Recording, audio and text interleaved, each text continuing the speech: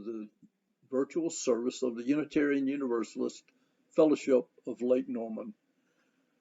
Our fellowship members follow different paths to find purpose and meaning, but we are united by our belief in the inherent worth and dignity of all beings. We are a liberal and open faith community, and everyone is welcome regardless of race, sexual orientation, gender, economic status, or ability. We are united by our obligation to express our faith through acts of justice and compassion. My name is Jim Price, and I've been an active member of this congregation since 2019, and I've been a Unitarian since 2012. I'm currently honored and privileged to serve as the Vice President of this fellowship. Our opening words for the service today are by Elizabeth Harding. We Unitarian Universalists don't drink from our chalice. Instead, we use it to hold the flame. The circle of the chalice helps keep the fire small. The flame doesn't blind us, it doesn't burn us, it gives us light. So we can see all the different things in the universe, even the invisible ones, because the Unitarian Universalist flame is a light of learning.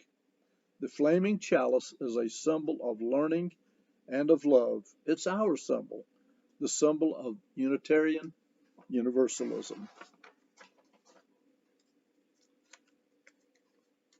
And now I will light our chalice.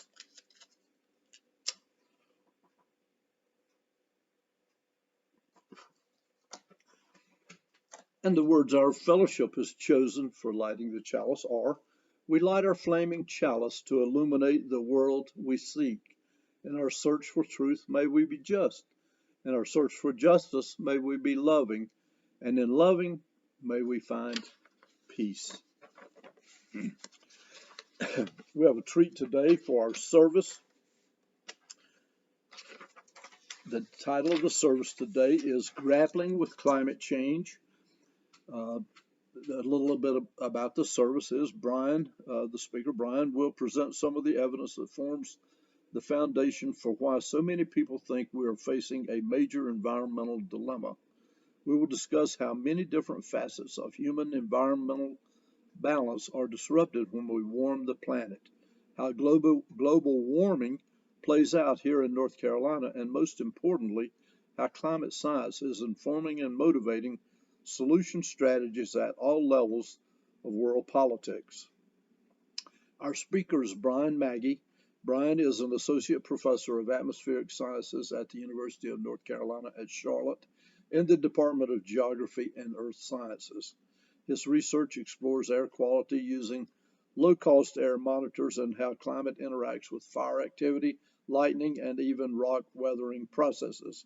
He works with students and faculty on these questions and also teaches courses about climate change, the physics and chemistry of our atmosphere, and data analysis methods. We're in for a treat, folks. Please help me welcome our speaker today, Brian Magi.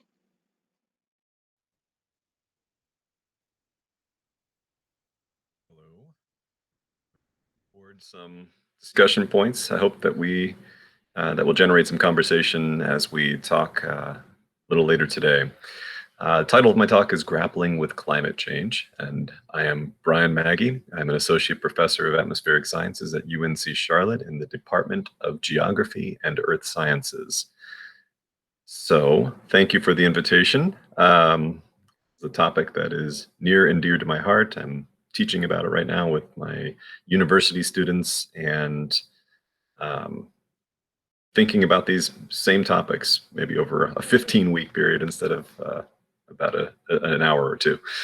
So one place I like to start when I'm thinking about climate change is reflecting on where it is on the human environment balance and how it's reflected in the map of city lights around the planet, which is what this shows on the screen. So you can see where people are and where people aren't, and have a really good sense of just how much of a footprint human activities have. And of course, human activities themselves are we look for ways to generate energy to produce the things we do and consume as economic consumers of goods and services. And here's an example of a coal burning power plant west of Charlotte in Shelby, North Carolina, operated by Duke Energy. And this is called the Cliffside Coal Burning Power Plant.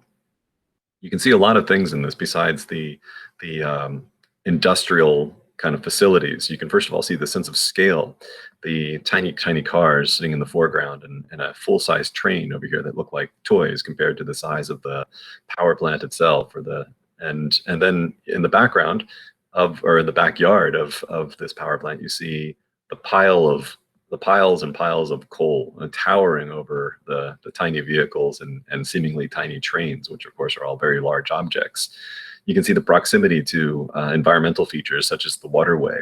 You can see water vapor condensing out of the hot stacks, the air that flow out of the hot stacks in the processing. And within that water vapor are a lot of the invisible gases that are emitted as a byproduct of the production of electricity from the burning of coal in this case. So just a smorgasbord of different aspects of the human environment balance are shown in this one image. And I encourage you to reflect upon those different aspects and what they mean. What is the most meaningful to you? Is it the air, the water? Is it the industry? Is it the power generation? And of course, these power plants are generating energy all over the country to power those city lights and all the other features of our world. And the main byproduct of our civilization, of course, is the greenhouse gas emissions that are emitted into that space. And the space above us is the atmosphere. And the atmosphere is a very, very thin layer of gases that thin relative to the Earth itself. It's, the way I think about it is as a basketball. If you imagine a basketball and imagine the atmosphere that you live in would be about a couple of pieces of paper wrapped around that basketball. That's how thin the atmosphere is relative to the Earth that you're standing on. And into that atmosphere, we are emitting greenhouse gases.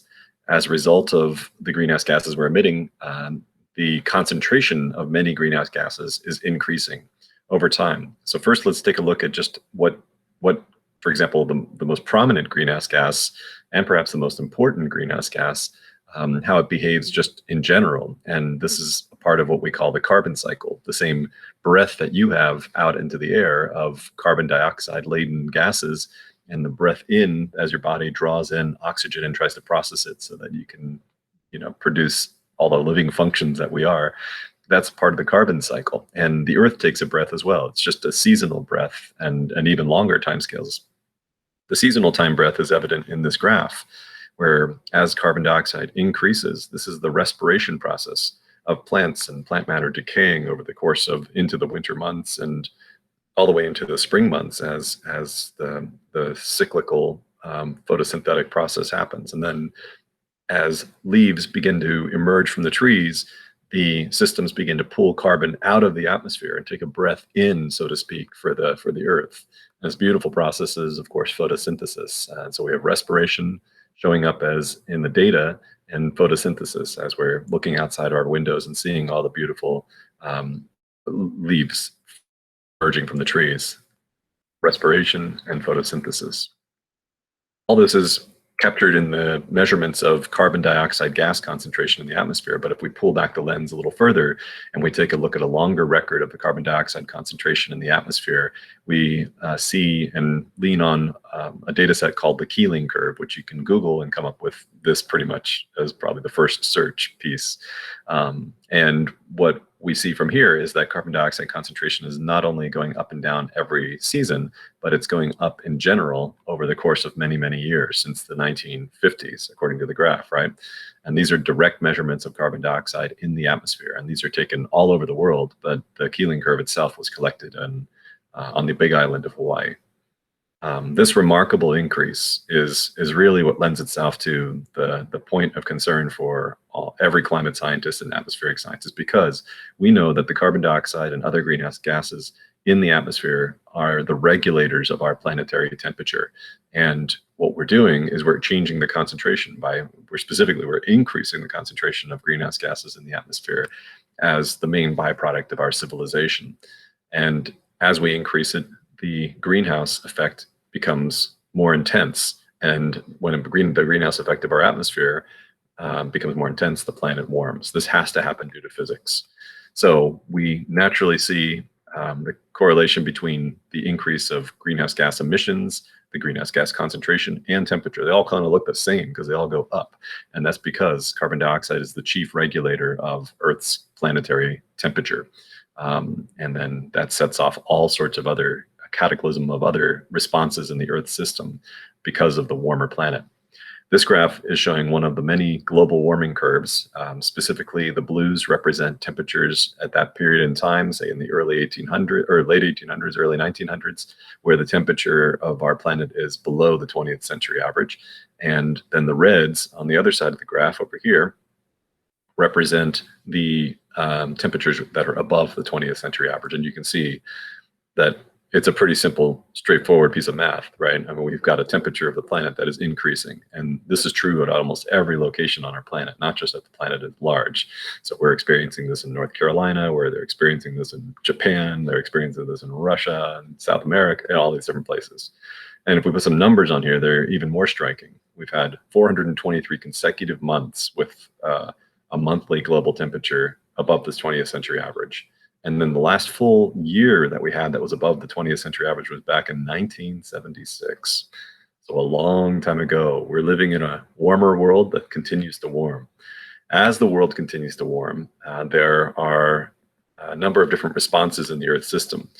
We have storms. Storm systems themselves happen through random processes in the atmosphere. But as those random processes tap into a warmer, moister atmosphere, then each storm that happens can generate more rain, more wind, and more intensity, and as a result, more impacts on the way that we live in the world. So if we have coastal communities that are affected by Hurricane Matthew in this picture in 2016, we have coastal communities along the Carolinas affected by Hurricane Florence in 2018 as a sort of double whammy for the Eastern Carolinas in terms of flooding, all sorts of consequences from this. Besides just a lot of water, the water itself inundated farms, for example, in southeastern North Carolina. And as a result of the byproducts of those, there were a lot of pretty disgusting waterways, and the pollution the impacts of that are yet to be determined. Mexico Beach, Florida in 2018 was completely decimated by Hurricane Michael, which intensified rapidly to a Category 5 hurricane and then plowed through a coastal community on Florida's Panhandle. And it's still in the process of recovery. By no means could you even imagine a whole town suddenly just being able to up and recover. Nobody has that kind of resource just available. And so we look to support beyond the individual and towards the government. Finally, of course, we can't kind of ignore the 2020 hurricane season, which had a record number of hurricanes. And each of these hurricanes, some of these hurricanes are listed here. Many of them struck land further south in Honduras and Guatemala, for example, and some of the island nations in the Caribbean. Now, the overall effect of global warming is mostly that every hurricane that happens is going to be a more intense hurricane than it would have been had the Earth remained the same temperature as it was 150 years ago. It's not really clear that the number of hurricanes will be changing, but the intensity of the hurricanes will. And the intensity matters because it brings in more water, brings in more wind, and more damage. We also are experiencing more warming as a result of seasonal changes. And so if we look at springtime temperatures, what we find from some analysis I worked on with an undergraduate student of mine, we found very straightforward representations. Sorry, I'm moving my screen around here. Oop. There we go. That as we move, the spring times now in the present day, like in the last, say, 20 years or so, about 50% of the springs, about every other spring, it seems like, are now unusually warm compared to the normal climate that we've come to expect, or that we know only from 50 years ago. Only about 10% of those springs were unusually warm back 50 years ago. So we're experiencing warmer springtime temperatures. temperatures. We're experiencing warmer summertime temperatures as well.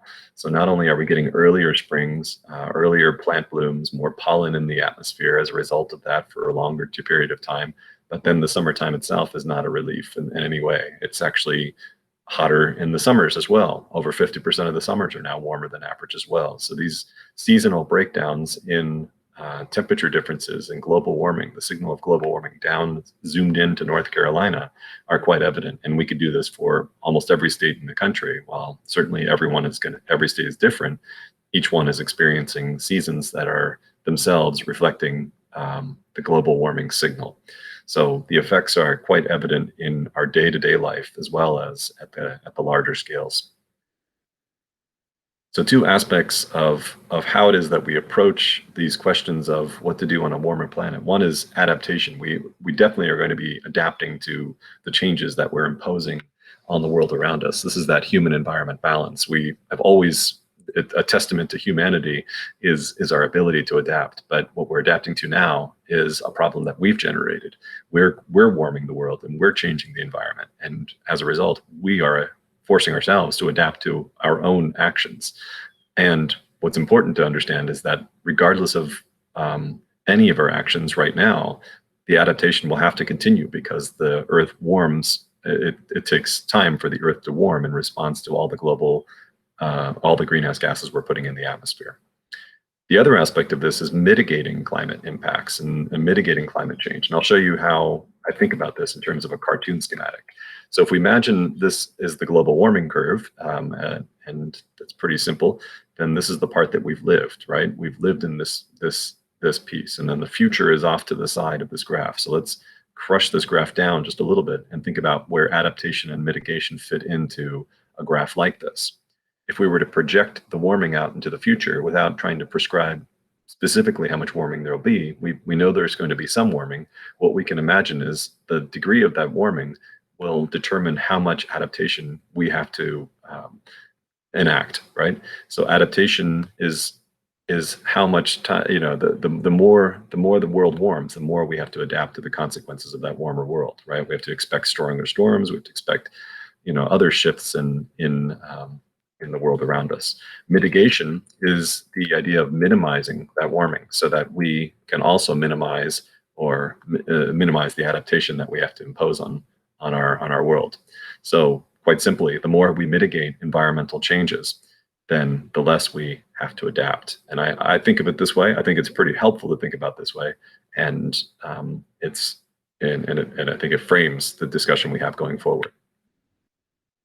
So some of the predictions that are compiled by the scientific enterprise that is trying to understand not just what happened, but what will happen is looking forward and thinking about, for example, heat index, something that we are quite sensitive to or aware of, at least here in the Southeast, as the summer seems like it's right on our doorstep at this point, and we know that humidity is not far behind.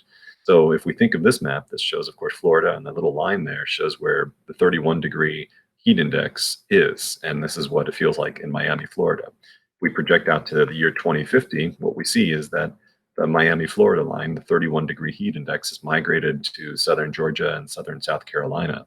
And that's in a scenario where we've moved away from the burning of fossil fuels, which are the main contributor to greenhouse gas emission and greenhouse gas concentration increase. If we continue to use fossil fuels in sort of an unabated way, where we just completely plow through everything we've got in terms of coal and natural gas, then what we're looking at by the year 2050 is a heat index that in Charlotte that is more similar to Miami than it is to what we are used to back here, right? You see we're in the blue. It looks nice and cool. Of course, it's still hot and humid, but now we're looking at Miami type conditions. That's one consequence, heat and humidity. Another is sea level rise, which of course is another piece of North Carolina's overall scenario of climate impacts that are concerning. And you can see that in a scenario where we continue to use fossil fuels in that unabated way, business as usual, so to speak, then we're looking at 5 to 6 feet of sea level change. And of course, and of these, I'll note, are very conservative estimates of sea level rise at this point, because there's a lot we don't understand about Antarctic ice sheet melt. More generally, pulling back to a larger picture, if once we start living in a world that is 3 degrees Celsius warming, 3 degrees Celsius warmer than it was in, say, 100 years ago, then we start to see impacts all around the world that begin to reverberate, of course, through how it is that we here in the United States live. But the United States citizen will also experience this, and these are primarily in the form of heat wave exposure and water stress. And you can see where on this graph or on this map, the risks are the largest. And this idea of risks due to climate change overlaid with where the populations are is what this group of researchers brought forward in this map. And you can click on the link or go to the link and see how their research unfolded. Right now, we're sitting at about 1 to 1.2 degrees Celsius warming. And 3 degrees Celsius is a very possible future by the year 2100. And so the cumulative risks, as the map shows, will increase dramatically, with millions and millions of people, and perhaps billions of people, affected by heat wave exposure every single year. So this is a pretty dramatic consequence. People are thinking about this. I found this poll just recently. There's a lot of really recent news, so I'm pulling in a lot of recent stuff that I haven't fully thought through, but maybe will generate some of our conversation points going today. And so one piece that people are thinking about is how natural disasters factor into their decision to move to a new place. And I talk with my students a lot about this, imagining, for example, why don't we live in Antarctica? Well, it's because the climate's terrible, right? We can't get anything down there. There's no government. There's nothing. We don't have any kind of structure that we could live within. So we'd be really living off the grid at that point and risking our very survival in a lot of ways, because there's nothing there that could possibly sustain us. And so maybe a little bit less intensely, we also think about all the various natural disasters that are at play and at work in the United States. It's a huge country. We got wildfires out to the west. We've got hurricanes in the east. We've got droughts in the center of the country and in the southwest. So extreme temperatures and intensity of natural disasters are factoring into people's decisions on where to move. In particular, age groups that are probably the most mobile right now in terms of where they are going to be. College graduates up to young families, for example. If we imagine also how carbon emissions, so underlying all this is carbon emissions. This is what's driving the carbon dioxide concentration increase. Oops, keep putting this thing over. I don't know if it's blocking. So I'll move this down here.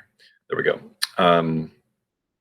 This is showing the carbon dioxide emissions increase since 1960, which has been increasing before that. But what it shows nicely is how economic crises, or financial crises as it's listed, are reflected in carbon dioxide emission decreases. And in fact, COVID-19, of course, the one that's right on the forefront of most of our thinking right now, is reflected in the carbon dioxide concentration and carbon dioxide emissions decrease since 2019. So there's been almost 7% decrease. Everyone expects that to be a temporary shutdown. But reflecting on this, where do we want to be is the bigger question. And where we want to be in terms of the science is zero carbon emissions. And obviously we're not anywhere close. This number on the graph here means 10 billion with a B tons of carbon emitted into the atmosphere from all the various activities. Who's emitting this carbon is another question. And this is a beautiful visualization from a website called Our World in Data that captures how carbon dioxide emissions on the y-axis are related to the GDP of different countries, all on a per person basis. So the average US citizen is making about $50,000. And as a result of that, we spend money on consuming goods and services around the world, like my iPhone and all the various things around me. And all these take energy to produce, and that energy that produces it then emits carbon. And so our carbon footprint, so to speak, is about 20 tons of carbon dioxide per person. Now, not everybody's going to do that, but the average United States citizen will. And similarly, you could redo this for every single country in the world. And what we find as the punchline is simply that richer countries, or the countries with an average wealth that's higher, emit more greenhouse gases into the atmosphere. It's very easy. And it's very much a straightforward relationship that is slightly different from country to country, but overall pretty much the same. And the reason we emit so much when we have money is because what we consume requires that energy. And when we generate that energy, we're generating it primarily from the burning of fossil fuels, coal, oil, and natural gas. And the fossil fuel emissions, one byproduct of that combustion reaction is carbon dioxide gas, among other things. We haven't changed that much in terms of what we've been burning. This is back in the 1970s, but we have changed in terms of how much we've been burning.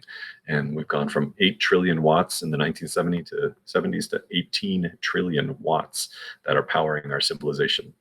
So we're really, as most of us are aware, we're really on the verge of what we think of as an energy transition or an energy revolution. This is a beautiful quote that remarks simply that back in the early 1900s, only 3% of homes had electricity. And in the early 2000s, only 3% had renewable energy.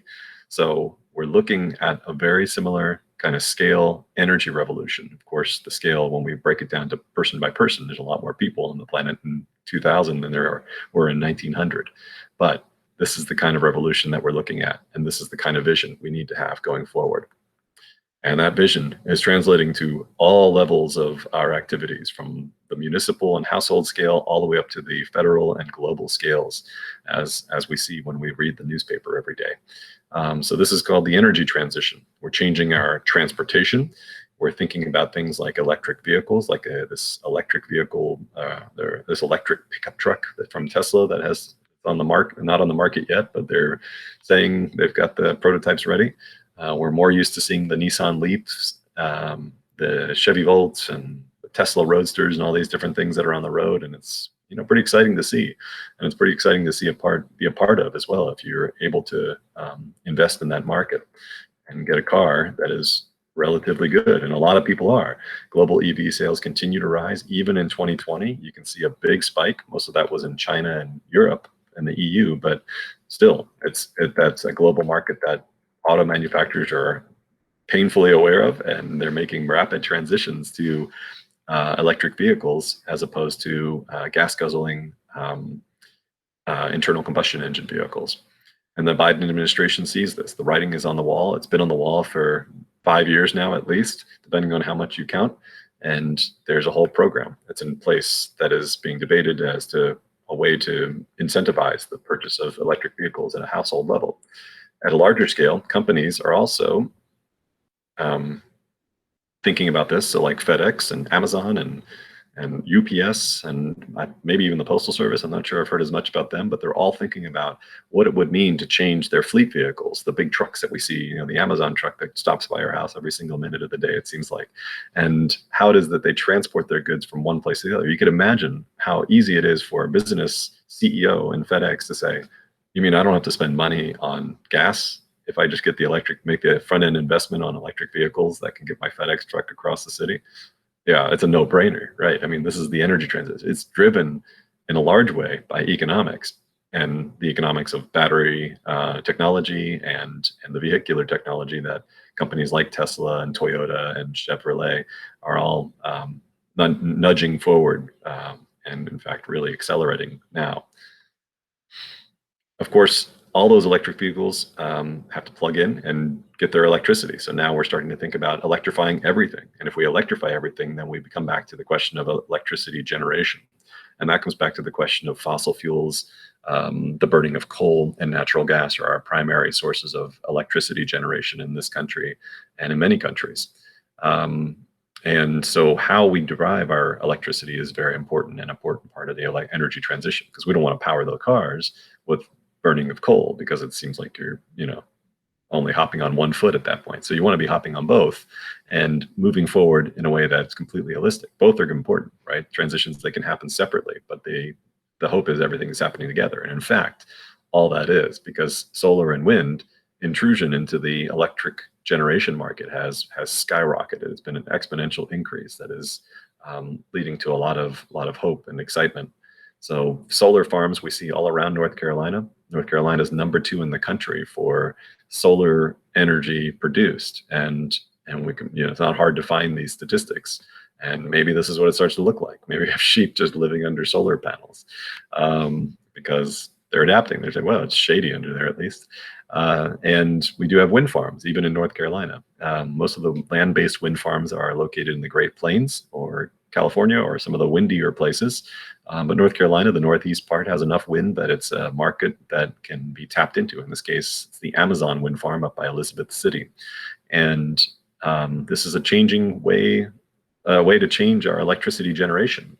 Maybe even more importantly is that the governor of our state is starting to put feelers out for how to motivate and attract offshore wind developers to the market that sits right off the coast of the Outer Banks and begin to install offshore wind turbines, big spinning blades that sit offshore. And of course, there's all sorts of environmental siting that is happening in preparation for that. There's all sorts of how to get the energy from offshore to the shore so that we can use that electricity, all those different questions. And the Biden administration is thinking about this too. This is just from, I don't know, a few days ago, it seems like 2 weeks ago.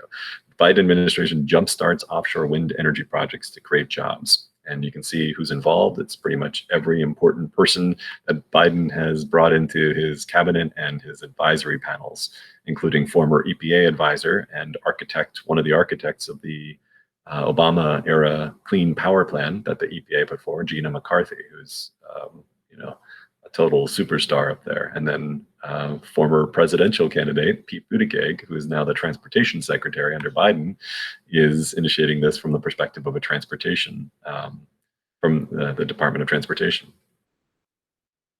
So we've got a lot of different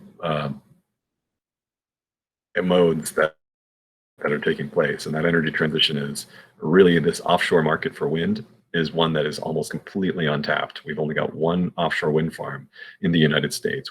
There's some in other countries, but even then, they're embarrassingly low, and that's partly because there's lots of different reasons for it. Part of it is political and the perception that these wind farms will somehow detract from, for example, the view of the Outer Banks or something like that. But last time I checked, a coal burning power plant isn't a pretty sight, and so we got to figure out how to make this work a little bit. There's other aspects and other powers kind of that are playing out alongside these, and one of them, of course, is economic powers. And Amazon, Google, Walmart all call on the current administration and current Congress to address climate change, and they all know that the writing is on the wall. They can save money and they can do the right thing. And those are two important pieces that are coming together as a confluence of activity. Former federal representative Bob Inglis of South Carolina, a Republican, has been moving a group forward very slowly but surely to try to motivate the idea of free enterprise in solving climate change, putting forward the idea of a carbon fee and dividend structure that is progressive, wrong word, progressive in the sense that it would force people that use more carbon to pay more into a dividend process that then serves as a rebate back to the country at large. And you can read about that. Just search for Bob Inglis and his work that he's doing based out of South Carolina.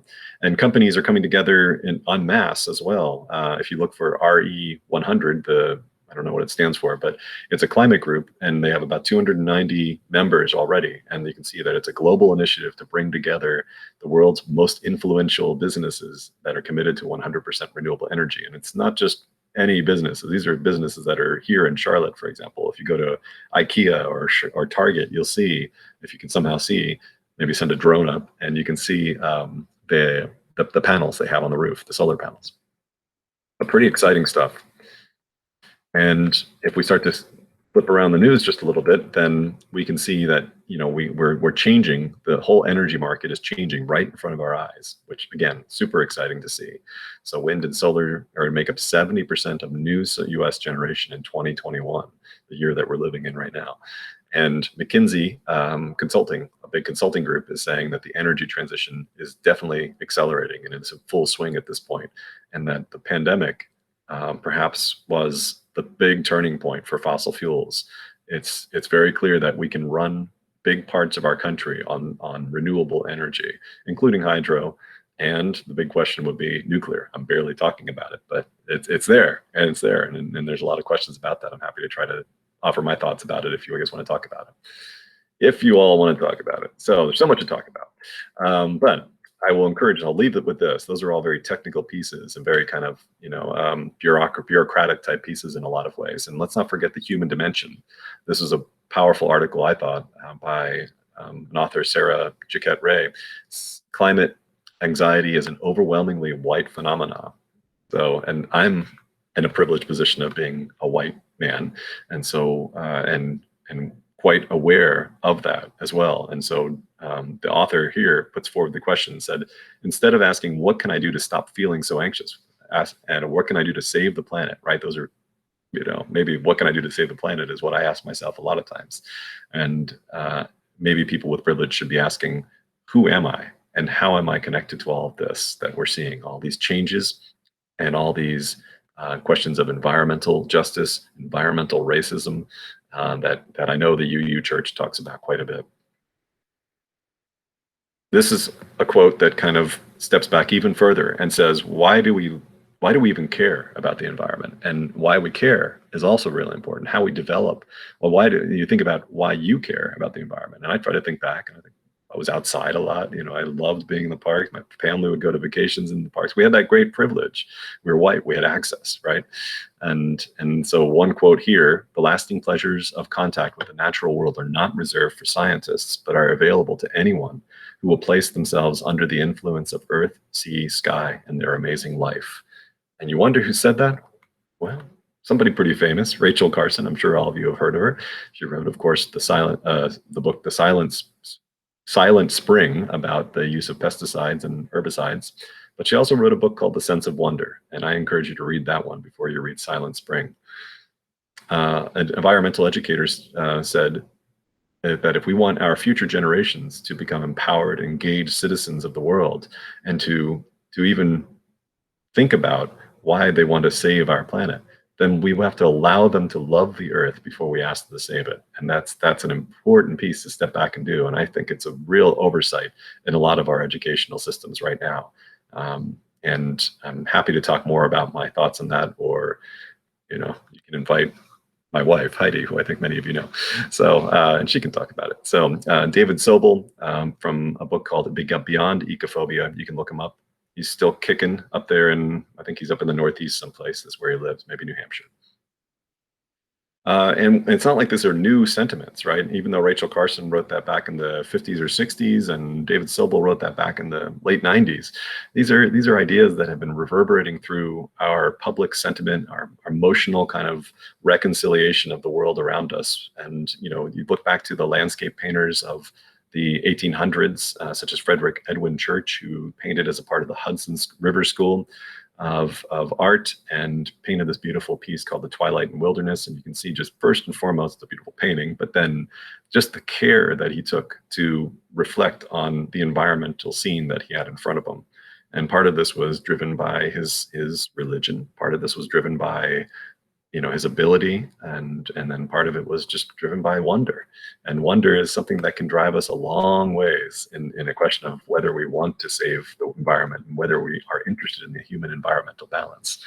More recently, Zaria Foreman, an artist who paints with pastel on paper.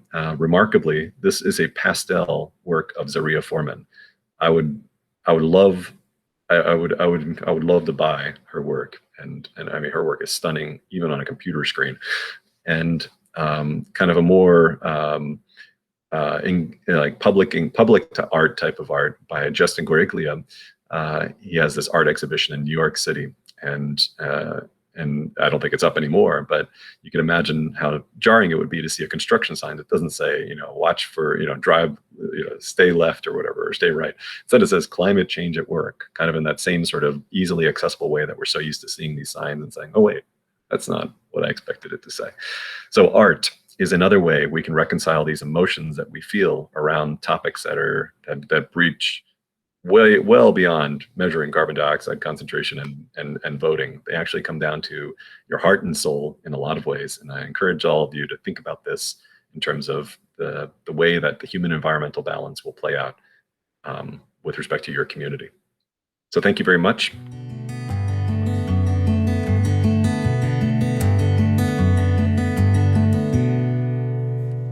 Greetings, everybody. This is not exactly a climate song, but it concerns mankind's meddling with the earth. Something by Joni Mitchell. They paved paradise, put up a parking lot with a pink hotel, a boutique, and a swinging hot spot. Well, don't it always seem to go? You don't know what you got till it's gone. Paved paradise, put up a parking lot. They took all the trees, put them in a tree museum. They charged the people $1.50 just to see them. I said, don't it always seem to go? You don't know what you got till it's gone. Paved paradise, put up a parking lot. Hey, Mr. Farmer, put away that DDT now. Leave me spots on my apples, but give me the birds and the bees. Oh, please, don't it always seem to go? You don't know what you got till it's gone. Paved paradise, put up a parking lot.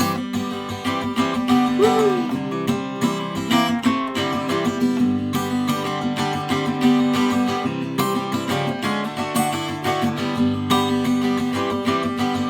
Late last night I heard the screen door slam. Yeah, the big yellow taxi took away my old man. Again, I said, don't it always seem to go? You don't know what you got till it's gone. Paved paradise, put up a parking lot. Hey, don't it always seem to go? You don't know what you got till it's gone. Paved paradise, put up a parking lot. They paved paradise, put up a parking lot. Shoo, ba ba ba ba. Paved paradise, put up a parking lot.